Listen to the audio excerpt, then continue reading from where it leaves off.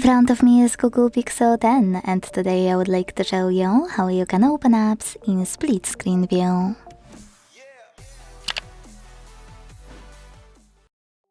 Start by selecting two apps you wanna use in this view and launching them in the background. I will go with Chrome and Play Store. Now with both of them opened in the background, you need to access background apps and decide which one you wanna use on the top half of your screen. When you're ready, tap on the icon of it at the top and select split screen. Now tap on the second app and finally enjoy using both of them at once.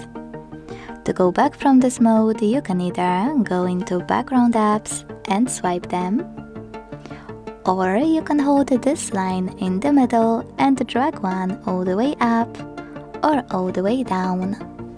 Then tap on home button to close the remaining one. Thanks so much for watching. If you enjoyed this video, don't forget to leave a like, comment and subscribe. Bye!